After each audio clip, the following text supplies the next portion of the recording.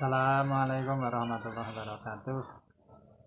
Salam kepada Ibu dan Bapak, sahabat komunitas santri ofisial, komunitas terapi asam lambung secara gratis. Gimana kabar hari ini? Di hari ke-7 Ibu dan Bapak bergabung di komunitas kami.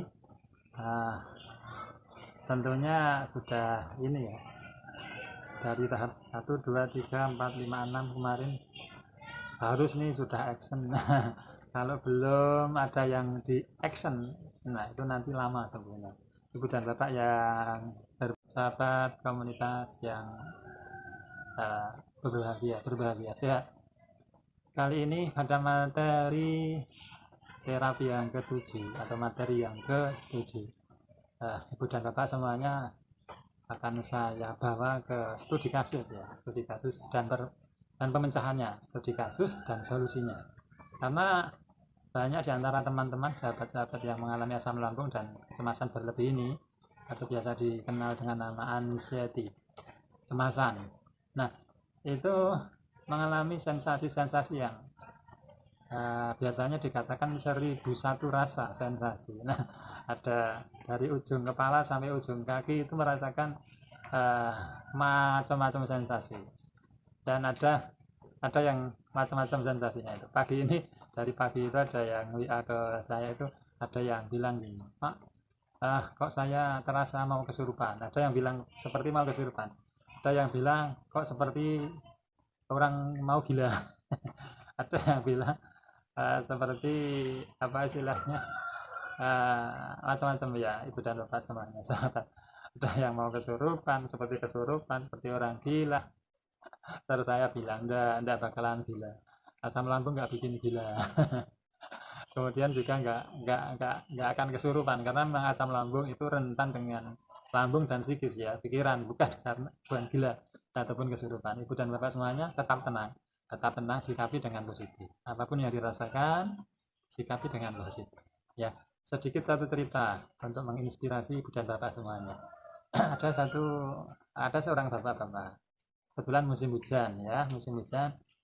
Katakan bapak-bapak ini namanya Bapak Andrew ya, kan Bapak Andrew saja. Nah, Bapak Andrew ini pagi berangkat kerja seperti biasanya. Berangkat kerja ke tempat pekerjaan pagi hari. Karena musim hujan biasa naik motor. Karena Pak Andrew ini memang nggak biasa naik motor kencang. Di jalan kan banyak genangan-genangan air. Biasa kan kalau musim hujan di jalan itu banyak genangan-genangan air. Kemudian Pak Andrew ini biasa naik motor, pelan saja. Nah, ketika Pak Andrew ini berjalan di dekat satu genangan air, tiba-tiba dari belakang itu ada pengendara motor yang mengendarai motornya dengan kencang. Nah, kebetulan memang di situ ada genangan air. Kemudian nyalip ini Pak Andrew ini, si pengendara motor yang dari belakang itu kan kencang. Terus ketika lewat nyalip di sampingnya Pak Andrew ini, kemudian Pak Andrew kena cipratan air. Basah nih. Basah apa? Bajunya Pak Andrew ini kotor karena apa? Karena guyuran atau cipratan genangan air di jalan tadi, karena dilewati oleh seorang pengendara motor dari belakang nyalip yang kencang, dan dia namanya tidak memperhatikan kanan kiri ada pengendara yang lain. Di situ Pak Andrew mulai marah. Kemudian dia mengepalkan tangan, menahan marahnya. Kemudian dia berteriak-teriak, kalau bahasa Jawanya itu misuh, mengumpat. Nah, misuh, mengumpat, mengeluarkan kata-kata negatif ke orang yang sudah lari naik motor tadi. Dia yang nyalip motor tadi juga nggak mempedulikan tentang kondisi Pak Andrew yang kena cipratan air. Kemudian Pak Andrew marah, misuh-misuh, ngumpat ke orang itu. Marah ke orang itu karena dia bajunya basah karena terceprot air itu. Di situ Pak Andrew marah sendiri. Kemudian dia mengumpat sendiri, mengumpat ke orang lain, tapi orangnya nggak ada. Marah sendiri, memarahi orang lain, tapi orang yang dimarahi nggak ada. Di situ sampai beberapa waktu Pak Andrew ini hanya marah. karena dia kecewa bajunya basah, kemudian merasa disalahi, diperlakukan atau mendapatkan kesalahan orang lain, dan orang lain nggak mau berhenti dan minta maaf dan sebagainya. Ini berteriak, dendam, marah, menggerutu, geremeng. Nah, akhirnya setelah 1 jam di situ Pak Andrew hanya duduk sambil marah-marah itu, akhirnya berusaha dengan menahan kemarahan itu juga pelan-pelan meneruskan perjalanan ke tempat pekerjaan dengan tetap menyimpan marah di hatinya, di dalam pikirannya dia menggerutu, mengumpat, masih misuh-misuh dengan orang yang membuat kesalahan tadi. Nah, di situ akhirnya apa? Sampai di tempat pekerjaan Pak Andrew jadi terlambat masuk kerja. Tiba-tiba bosnya marah, Pak Andrew kena marah lagi, dimarahi habis-habisan oleh bosnya. Kemudian dalam suasana hati yang sedemikian walut, marah, sudah kecewa, sudah marah, di kantornya ditambah dimarahi bosnya, dimarahi, kemudian seharian di kantor Pak Andrew ini pekerjaan nggak selesai, semakin numpuk karena Pak Andrew seharian itu nggak bisa mengerjakan pekerjaannya.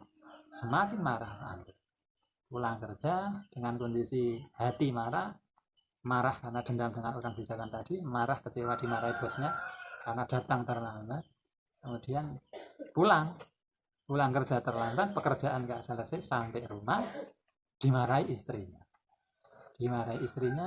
juga marah-marah. Pak Andrew dimarahi istrinya.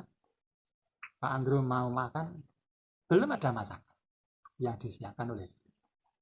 Nah, akhirnya di dalam rumah itu hanya terjadi perselisihan, pertengkaran, saling menyalahkan. Pak Andrew menyalahkan istrinya menyalahkan Pak Andrew. Nah, dari cerita ini sebenarnya ketika diurut masalahnya, sebenarnya masalah awal apa? Masalah awal itu Pak Andrew di jalan mau berangkat kerja kena cipratan air, ya kan? Dan Pak Andrew merasa apa? Merasa cemas, khawatir, gelisah karena bajunya kotor. Mau berangkat kerja jadi ragu-ragu kan, akhirnya dia hanya duduk dengan menahan marah, akhirnya terlambat kerja, dimarahi bosnya, pekerjaan nggak kelar-kelar, numpuk pekerjaan, sampai di rumah dimarahi istrinya, terjadi pertengkaran. Masalahnya kan sederhana, masalahnya hanya kena air di jalan.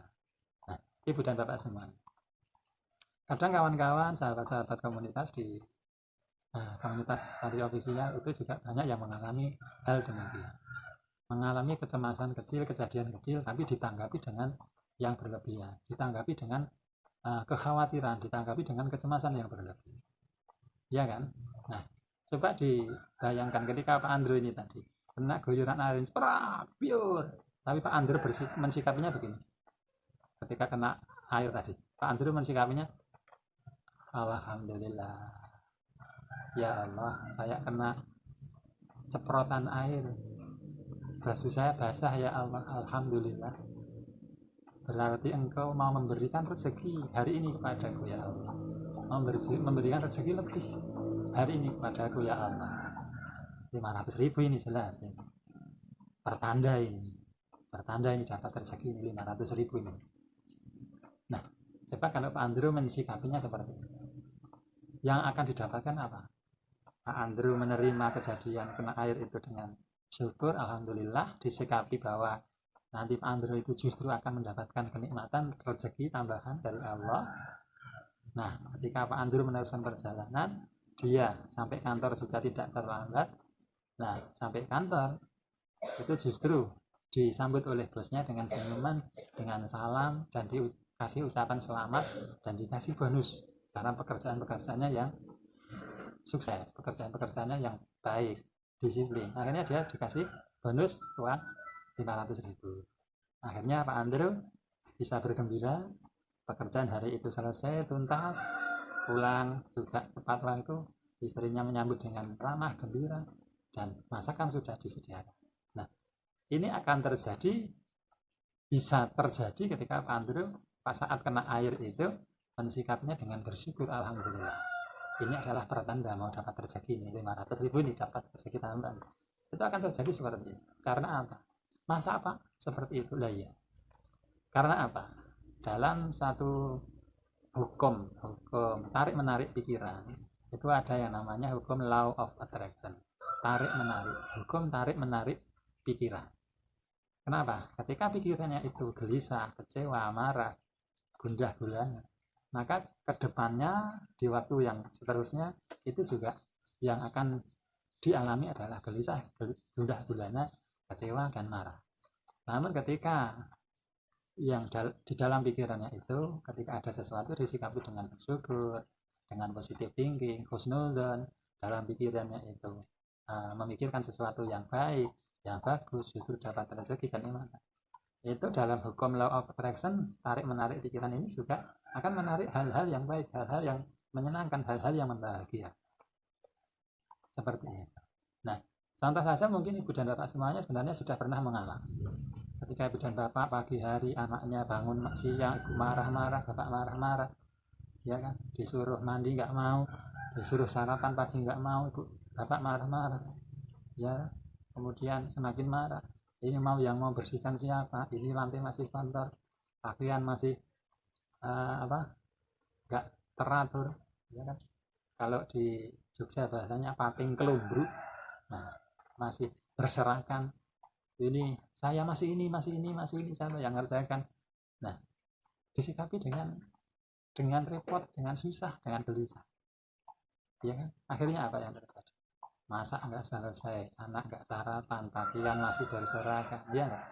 Seharian marah, ya, seharian marah. Mau jalan belanja sayuran, warungnya tutup, balik pulang kakinya kesandung batu, jatuh, mau masuk pintu kejedot kepalanya, ya kan, dan seterusnya dan seterusnya.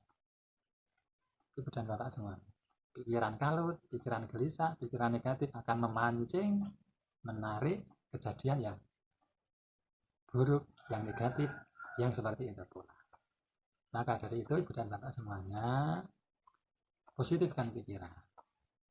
Nah, positifkan pikiran dengan selalu bersyukur pada Allah.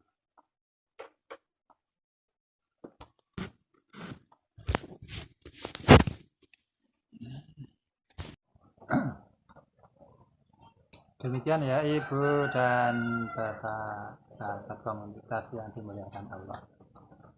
Jadi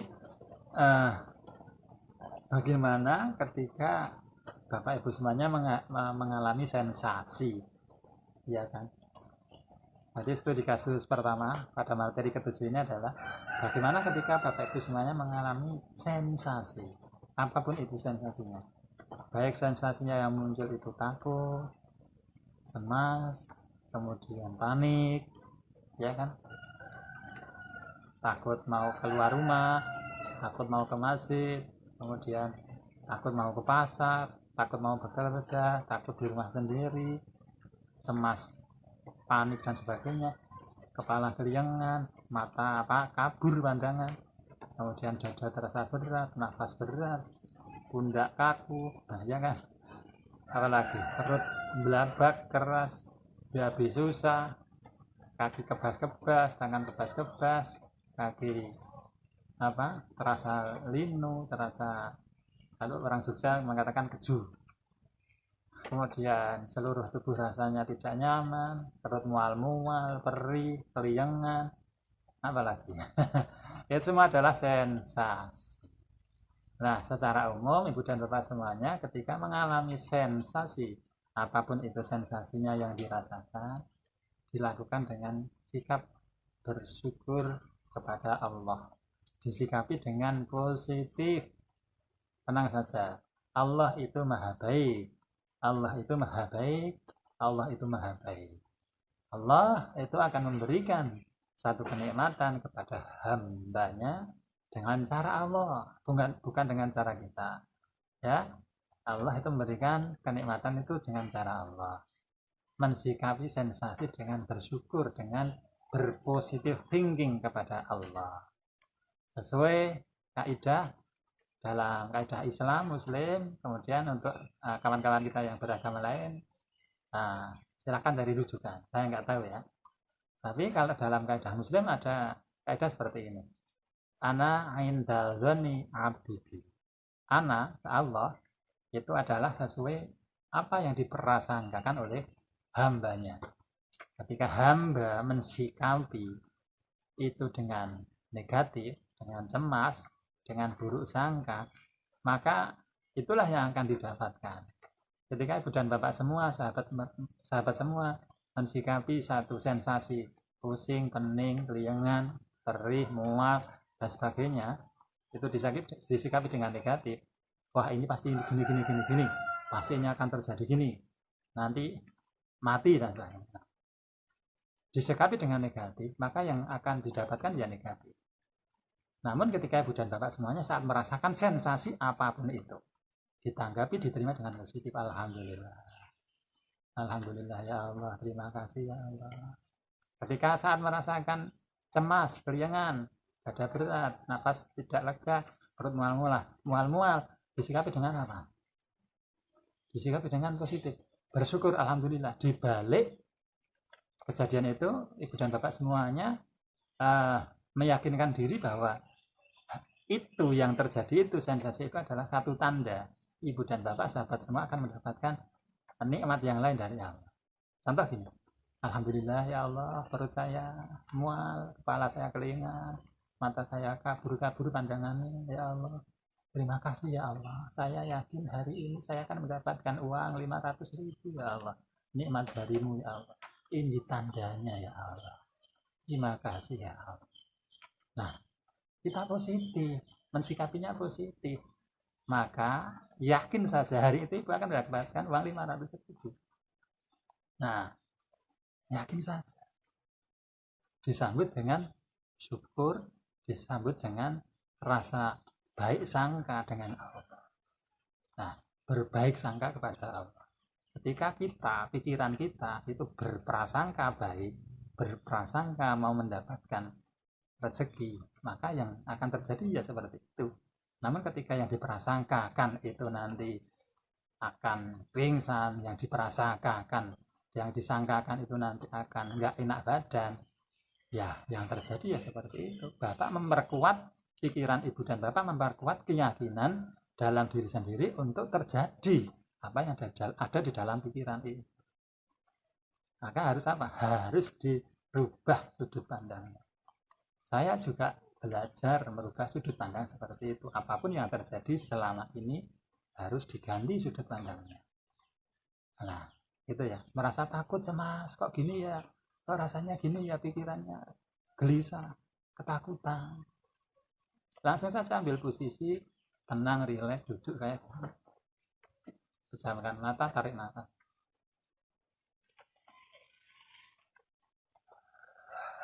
Alhamdulillah ya Allah, terima kasih ya Allah,